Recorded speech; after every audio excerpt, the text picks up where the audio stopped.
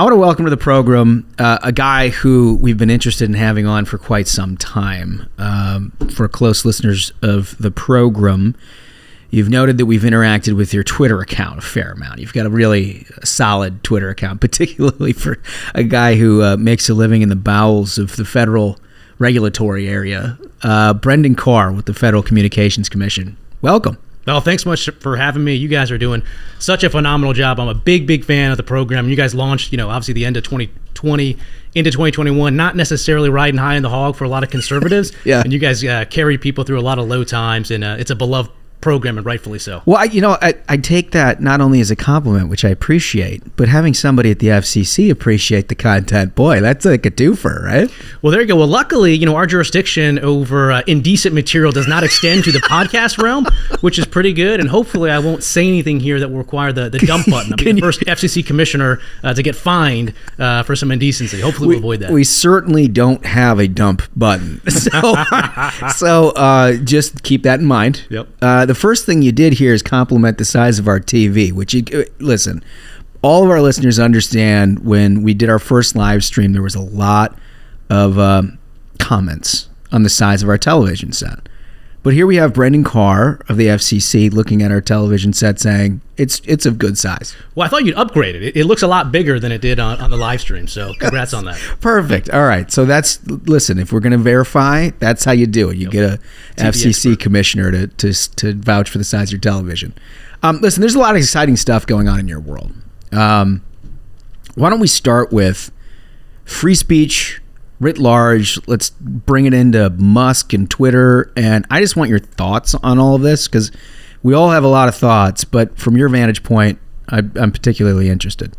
We're at a difficult point culturally when it comes to free speech in this country. And for me, it goes back to the New York Times. If you go back to the modern day op-ed, it launched in 1970 on the pages of the New York Times. Why? Because the editor said, I want divergent views. I want opinions that are be different than you would get from our editors. John Oakes was the editor at the time. He gave a speech where he said, diversity of opinion is the lifeblood of democracy. The moment we insist that everybody think the same way we do, our democratic way of life is in jeopardy. That was a very liberal, very progressive view. And there has been a 180 taking place in this country culturally. And I think that's something that we have to talk about. There's things we can do from a legal perspective, I think, some pro-speech protections, but also culturally, this idea that we have to embrace the ability to appreciate other people's views. Yeah, it's funny that you mentioned the shift that's going on. I mean, I remember in the early 2000s when Leader McConnell sued the Federal Election Commission over First Amendment concerns,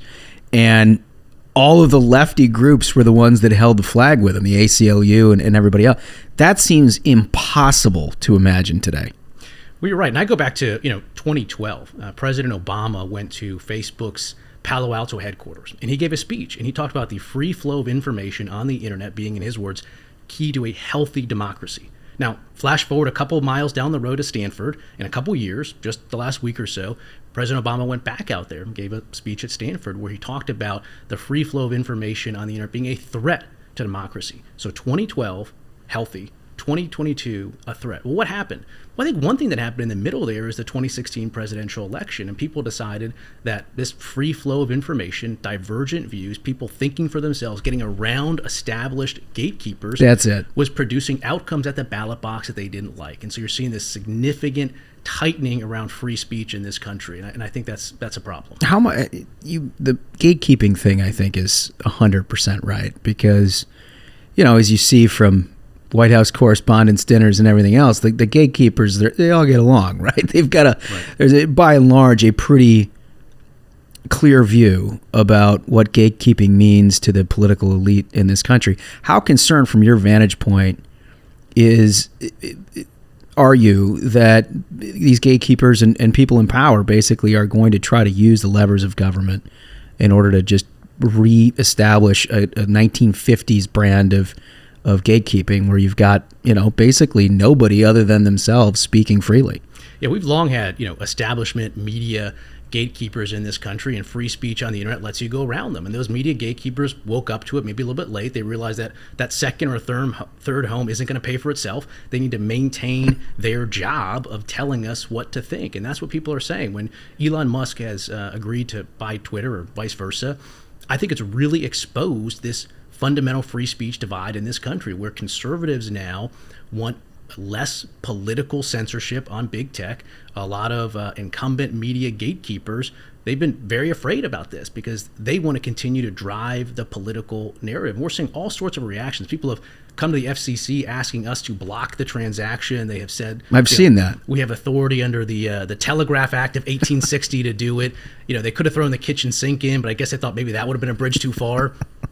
They've called on the FTC to block it, the DOJ to block it. And these people aren't interested in a neutral application of competition law or antitrust law. They are very happy with the type of political censorship that's taking place right now. What Elon Musk has said, for instance, is he wants to end political bias on Twitter. That's really not that controversial of an idea, and yet people have had all sorts of unbelievable reactions to it. And for years we were told there is no political discrimination on social media. Now we're told, well, of course there's political discrimination on social media. We need to keep it going. Which is amazing, right? Because there's always been this concern, rightfully so, by conservatives about the lack of transparency over algorithms, the subjectivity of blocking and banning. And most all of this has just come up in the last couple of years, obviously. Like during the end of the Trump administration, basically, is when they put a focal point on it. You've seen all of this happen from your vantage point. I mean, how dangerous do you think this whole thing is? I'm really worried about it. There's a couple of pinpricks that we're seeing of activity. Obviously, the DHS Disinformation Board. Oh, geez, yeah. Is one of them. I mean, obviously that is Orwellian, it's un-American, it's unconstitutional.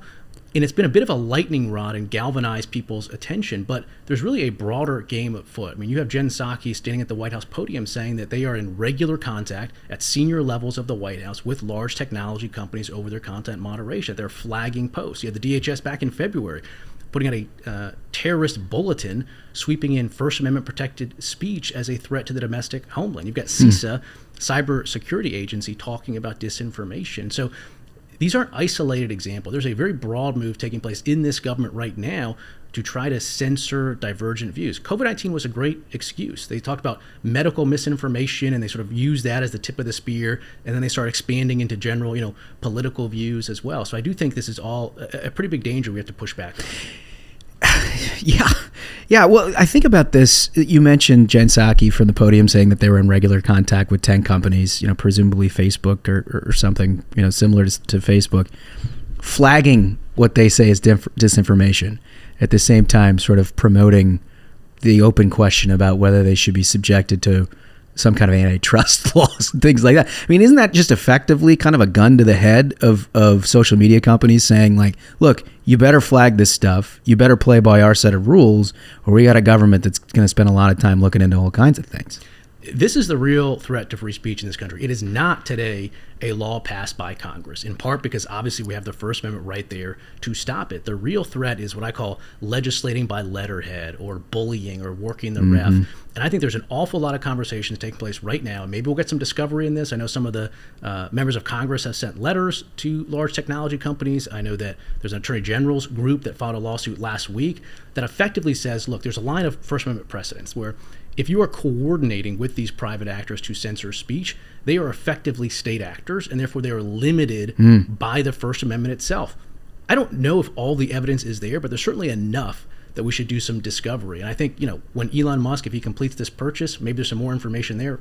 I mean, I wouldn't be surprised right now if in Silicon Valley around Twitter's headquarters there's a run on shredder trucks and burn bags when it comes to some of the stuff that's been taking place. I would think. I mean, it looks like they got a fair amount to hide, just judging by the reaction that everybody's had of the purchase itself. What's interesting about Twitter, too, is it and because you're a prolific user of it and easily the most entertaining member of the federal government on there right now. But it's become, political Twitter is a thing, right? It actually either reinforces biases from political journalism that tries to tell the people basically what's going on here, or it's just sort of a kind of first level of discussion and discourse that happens in real time on our politics. And so I got to imagine this Musk deal, from your vantage point, is going to give you, from FCC standpoint, a real view into how people are trying to shape this stuff. Yeah, I think social media truly is the digital town square, and I think Twitter is potentially the greatest example of it. There's obviously other alternative sites that are out there, Getter, other sites like that, but what Twitter offers is a place where so many different groups come together, including, again, the take makers, the journalists inside the Beltway are all there. And so that's why it's such an important forum. That's why we have to treat it, I think, as a digital town square. I mean, I remember when the Hunter Biden story came out and Twitter censored it, Jake Sherman, a popular journalist here in D.C., tweeted essentially mea culpa for sharing a link to it. And so it not only disciplines... I think they almost shut down his account for doing it. Right. So it not only disciplines the discourse on Twitter, but obviously it has to impact, your discourse and your coverage of issues outside. And that's totally. Why when it comes to Elon Musk, I'm hopeful. But I don't think we should put all our eggs in the basket that this particular billionaire will be a benevolent billionaire. That's why I think we need to put in place some laws that are going to be some pro-speech protections that are going to apply across the board. And I think they're pretty simple. Obviously, I think we need Section 230 reform. Mm-hmm. We need transparency requirements. We need accountability measures. So, for instance, if you're deplatformed or there's a pretextual takedown, you can actually challenge that. I think we need non-discrimination, so things that protect against political discrimination on these digital town squares. And I think we need user empowerment. At the end of the day, one of the enumerated purposes of Section 230 in the 1990s was to empower users to make their own content moderation decisions. And we've gotten away from that. It's a totally centralized censorship regime. One thing that I've said is, why don't we just give people the choice? If you want to plug in, let's say, a Fox News filter on your feed, great, do it. If you want to plug in an MSNBC filter on your feed, great, do it. Let's give people the power to do it rather than Silicon Valley making these decisions for us.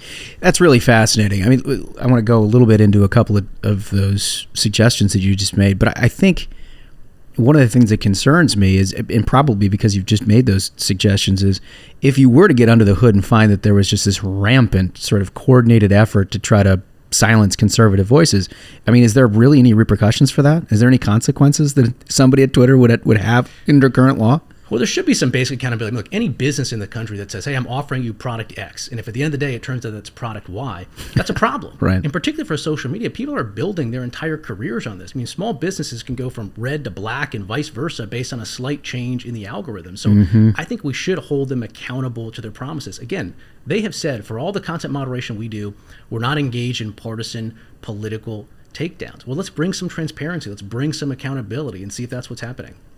Well, it's good stuff. So in the 230 debate, it feels to me like this is one of those times when Washington, D.C., I've always said this about financial sector. If you're sitting on Wall Street and you hear a couple of senators talking in detail about like derivatives, you got a big problem, right? Yep. Because the level of understanding of this stuff is pretty low. I feel the same way about your line of work, right?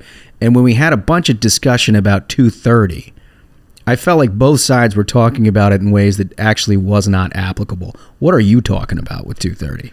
Yeah, well, there's a lot of disinformation, to borrow that term, when it comes to Section 230. So I think the right way to think about 230 is two ways. There's two core things that Section 230 does. There's a first component we call 230C1 that basically says when someone else's speech is hosted on a website, that website, whether it's Twitter or Facebook, is not liable for the content of that speech if it's libelous or otherwise unlawful. I think that's a pretty good provision. It is a pro-speech provision. It incentivizes people to host other people's speech. And everyone that is defending the status quo when it comes to 230, they only talk about 230C1. Right. The problem is there's another provision, 230C2. You just go down a little bit further in the provision. And effectively, C2 says if you are going to take speech down, if you're going to censor, you need to do so based on a good faith belief that it falls within a certain enumerated categories. And what's happened over the years through the court system, and Justice Thomas has called this out, is courts have effectively read all the limitations out of 230C2, and they've said 230C2 gives you carte blanche to censor any speech that you want. Total subjectivity. Right, and that is not what Congress meant in Section 230. And again, there's an overlay here. Everybody has a First Amendment right. Twitter has a First Amendment right. Facebook has a First Amendment right. And consistent with your First Amendment rights, you can take speech down. The question here is whether above and beyond your First Amendment right, should you have a statutory Section 230 right to take speech down. So I think we need to reform 230 by looking at C2 and saying, if you're going to take speech down, do so consistent with the First Amendment, and any lawful limits on that First Amendment takedown right. We don't need to be putting this statutory right on top of it. That makes a ton of sense. I mean, because basically it's been punitive on both sides, right? Their interpretation of 230, what you want to do depends on what you want, what kind of speech you like. Right. Right, which is ultimately the biggest problem. I mean, do you have any confidence that we're at a legislative level of education where people are actually having these conversations? Yeah, yes and no. It's hard because obviously Republicans and Democrats are pulling at opposite ends of the reform thread. Republicans want more speech, Democrats want more censorship. They both want to break stuff, but why and how they get there is entirely the opposite. Right. They want the tree down. They just want it to fall in different directions. So that's a challenge. But there is some good legislation out there. So, for instance, Senator Wicker in the Senate has the Pro Speech Act, and that's a very good provision. I think that touches almost all the guardrails for me in terms of transparency, accountability, 230 reform. Obviously, Republican leader Kathy McMorris Rodgers and Jim Jordan in the House have some legislation as well. So there's actually some really good bills out there. It's going to be a challenge to get, enough votes to get it across the finish line. But again, if you think about where we've come in just 2 short years, when President Trump first raised Section 230 reform, it was, uniformly rejected by a lot of people on the right and the left. And now we have built, I think, a broad political base around reforming Section 230. Now we just have to have the votes, whether they're, Democrats or Republicans, in Congress to get the change. How much concern do you have about tech companies? I mean, what you've talked about here is how tech companies, perhaps too much, have been in contact with this administration in terms of censoring content or whatnot. But do you have a concern about some of the more punitive legislative shots taking at American tech companies, basically giving a better platform to foreign-owned actors? Do you have any concern about, like, I don't know, TikTok, for example, or ByteDance, the parent company of this, basically having a commitment to free speech issues that doesn't exist, right? I mean, it's basically a Chinese view of this, which is very different than ours. And I think the average consumer doesn't understand that ultimately, like the Facebooks, the Instagrams, the Twitters, to some extent, as bad as people have felt about their content moderation decisions, are somewhat responsive to an American legislative process, right? Whereas TikTok, not so much. Yeah.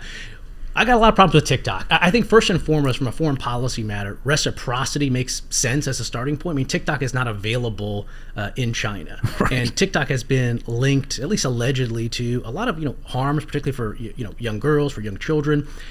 And so I think if we're going to allow a product like here that they don't themselves allow in their country, I sort of have a problem. It's like a tactical weapon, right? Yeah. I mean, that's basically the way it's operating. Yeah, I've got a challenge with that. And I think if you step back, you look at the amount of power that Silicon Valley companies have amassed in this country. I think they were able to do so, at the beginning of the 2010s, end of the Obama administration, because I think they amassed power in a blind spot for Republicans and Democrats alike. For Democrats, there was a mind meld. They were in an ideological alignment, so they didn't mind the power. The revolving door between the Obama administration and Silicon Valley moved so fast you might get whiplash. For Republicans, I think there was still very strong theme within the Republican Party back then of basically, if a large corporation wants to do it, who am I to stand in the way? I think at least on the Republican side, and for my part in particular, I really strongly believe that individual liberty, yes, can absolutely be squelched by the government. We need to oppose big government in that sense. That's the only entity that can actually put you in jail. But I think there's been a late reemergence within the Republican movement how large corporations can infringe on individual liberty. And I think this conversation around big tech is an area where all of that stuff is starting to blend together. Maybe that's why you're starting to see some coalescing there. Yeah, no, I mean, clearly, right? If you've got...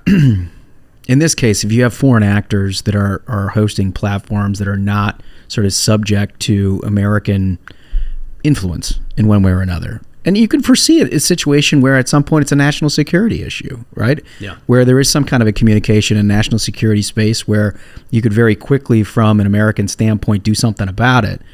If these folks aren't subjected to anything, that's concerning. Very much so. And we see this across the board with entities that are ultimately controlled by communist China. We've taken tough action at the FCC on Huawei, yes, on ZTE. I've called for us to step up and take some action against DJI.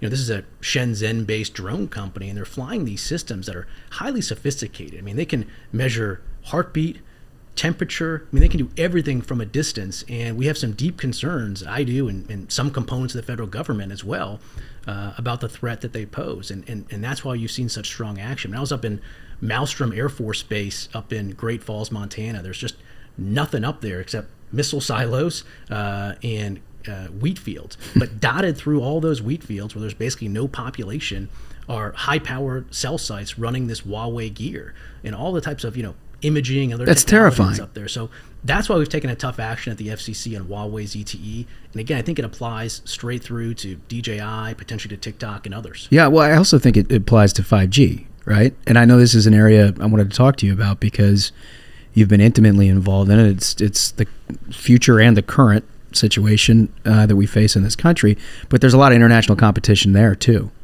You're right. I mean, 5G, the way to think about it is, it's essentially the next generation economic platform. If you remember the 3G era, before we had 4G, before we had smartphones, I mean, think about how different your life was. If you had to do banking, you had to go downstairs, go into a brick and mortar bank, teller, stand in one of those rope lines, get the thing. You had to, take a pen that was lashed to the table. It was always out of ink. But when 4G came about, this app economy, and now we've got, Square and other apps right on our phone. That's the same type of transformative experience we're going to have with 5G, but we're still very much on the front. I know a lot of consumers feel like they're a little underwhelmed with 5G at the moment. Feels like the same thing. But that's because that new generation of applications hasn't quite gotten here. But if you step back to the end of the Biden administration, 2015, 2016, all the analysts were ready to give the U.S. a dirt nap when it came to 5G leadership. They were writing reports saying that China was about to unleash a 5G tsunami and blow the U.S. away. And there was a lot of data to support that. New cell site builds in this country had totally flatlined. In 2016, we put up 708 new cell sites. China was putting up 10x the cell sites we do. And cell sites, the way to think about it is effectively the building blocks for 5G. Mm-hmm. Well, we got in there in the Trump administration, our Chairman Pai at the FCC, we worked hard. We modernized our infrastructure rules. 2019, for instance, there was something like 46,000 new cell sites put up in this country. Internet speeds increased sixfold in this country. We leapfrogged about 20 other countries when it came to mobile download speed, and we were able to secure leadership position towards the end of the Trump administration. It was really one of the unheralded success stories of the Trump administration. And I'm very worried about where we are right now. I think we're very much starting to hit stall speed when it comes to 5G leadership under the Biden administration. Why is that? I mean, I fail to understand why it would be that you wouldn't be completely prioritizing something like this. There certainly has not been a prioritization inside the Biden administration for this. And for one reason is they've been prioritizing, high-speed fiber, fixed wired connections to some extent over mobile wireless. The reality is we need to do all of it. But where it plays out is disputes across different agencies. So one of the things that we had in the Trump administration was different agencies would push back when we at the FCC took steps to secure U.S. leadership. Department of Transportation pushed back when we did 5.9 gigahertz. NOAA weather radars pushed back when we did 24 gigahertz. But what happened then is the White House had the back of the FCC, and we were able to effectively stare down those other agencies, take the steps we needed to secure U.S. leadership. We're seeing the opposite of this right now. Some people may remember there was a dispute a couple months ago involving the FAA. Yeah, the airlines. Yeah, a claim that we were going to disrupt airline travel by C-band emissions, which are a portion of 5G. And I wrote Buttigieg a letter, pushing back on that claim. But the reality was the Biden administration didn't have the back of the FCC when it came to that fight. In fact, Politico described Biden as donning the team delay jersey when it came to 5G. So I am worried about where we stand in this country on 5G right now. Yeah, if you know anything about airline or air traffic control, they literally pass paper to one another. Talk about an agency that's in dire need of an upgrade. Right. Give us an idea, just for the layman, on 5G. What kind of innovation you think we can expect in the next few years? What's interesting, though, is when you think of 4G, the most innovative part of it was your cell phone. It was that app economy that we're talking about. For 5G, that's sort of the least interesting part. Sure, your phone's going to be a lot faster, so you download a movie in 3 minutes, it might be 30 seconds this time. But there's a couple other interesting components. One is just in-home broadband. Right now, where you might have felt like you had one choice or no choice for high-speed home internet, you had a wired connection. Now you can get 5G, and you can get basically the same type of speed and service wirelessly that you could only get with a wired before. Another one is, again, this new generation of innovations. I think artificial reality, virtual reality is going to be an interesting component of it. Connected cars. There's a lot of business side applications that are less interesting to consumers, but it's basically going to be that economic platform that's going to drive us forward. And it's a great job story. I mean, look, we've had to build thousands of new cell sites. This has created good paying jobs. I've focused a lot on the tower climbers, the women and men that climb these towers. Most people, they fire up their smartphone, they see the bars, they just think it's, magic or pixie dust, but it's actual men, actual women that climb these structures, hang those towers. And we don't have the workforce in place. We've got to expand the workforce right now to complete this 5G build. Interesting. Well, listen, one of the things I like most about you is you have fun doing your job. Yep. Right? I got to imagine when you're sitting in the middle of a federal bureaucracy, at some level, you're just crying for people to have fun with. Well, maybe that comes through on Twitter a little bit. I try to offer a little bit of sugar to make the medicine go down. Sometimes I, knock it over a little bit and go a little too far, but it is a lot of fun. It has to be, because on one level, look, you got a very serious job. Obviously, this is an incredibly important, it's the future. It is, from my standpoint, what the United States will either build its dominance around or fail to. Right? There's a lot of things you can talk about, Department of Defense and international relations and all the domestic stuff, but ultimately we're in a communications economy. Yep. And if we don't get this stuff right, we don't get anything right. So the weight of that's got to be huge, but at some level you also have to try to sell it, which I think you're the only FCC guy. Ajit did this to a certain extent, which we love Ajit here. He's been on the program. But you really do a great job of trying to sell this stuff in ways that people can understand. Well, I'm a big fan of Ajit. Obviously, he plucked me out of relative obscurity. I came to the FCC in 2012 just as a GS staffer, and he asked me to come work for him, and it was sort of off to the races from there. Just a wonderful, wonderful guy. But you're right. I try to do this job a little bit differently. As soon as I got sworn into this job, the first thing I did was leave D.C., and I've tried to spend as little time inside the Beltway as possible. I try to cut out the layers of 6 or 7 lawyers and lobbyists, and I spend time with the crews that are building this infrastructure. I just ask them, what's jamming you guys up? What would make this job a little easier? Because they're difficult jobs already. And I think that's the best way to do a job in D.C. is to spend as little time here as you can. Oh, man, your lips to God's ears. That is exactly why we built in recesses and things like that. It's unfortunately, people go home and spend time with the same people they've been talking to. Too often, anyway. But I got to imagine most of your colleagues don't know what to make of you. Yeah, it's interesting. I definitely do this job a little bit differently. It's a lot of fun, and we're just going to keep it up. That's awesome. All right, so I got 3 big questions for you. And this is we'll get some illuminating stuff here. You know what's coming. As a fan of the program, this is it. You know what's coming. Yep. Your last meal on earth. Brendan Carr, what is it? So I worked for a judge in South Carolina for a year. And growing up in Northern Virginia, I considered that my year abroad. And I absolutely fell in love with barbecue. So I'd go to a barbecue restaurant there. Palmetto Pig is one of the ones that I loved. I'd get the pulled pork. I'd get the rice. I'd get everything all the way down to the bread pudding for the side. The foreign exchange trip to South Carolina. Exactly right. I love it. Sweet tea. In fact, I'd even get some of those cocktail shrimp. Because you go to a steakhouse today and you want to get some cocktail shrimp, it's like $30 for a shrimp. I'm not doing that. Right. But if it's your last meal, I might go all in and get some of that. I love that. Okay. All right. Good. Interesting answer. I didn't see that coming. Yep. All right. So if you never got into this line of work at all, if public service in general just sort of never crossed your mind, and you had this blue sky opening in your life to do anything you wanted with it, what would it be? So I think the answer is an inventor. I'm someone that's very easily annoyed by things and wish that there was some sort of solution to it. So for instance, I'll break some news here on one of my inventions, no patent, feel free to run with it. All right. Peanut butter jar that opens on both ends, because you open it up, you get to the bottom to scoop it out, and you get peanut butter all over your knuckles. Imagine just being able to open it up on the other end. This is brilliant. This is a life-changing invention. I can't believe nobody's ever talked about this. You get a filthy hand. I mean, my kids, they want peanut butter sandwiches. I'm wearing half the jar. That's right. So I tell my wife all the time, there's 2 things that have to happen to make inventions happen. Someone that generates the ideas and someone that implements it. And up to now, I've generated an awful lot of idea, and the system is breaking down on the implementation side. So I'm hoping that she can get some of these across the finish line. When you get out of this line of work, we're going to find an implementation guy for you. That is awesome.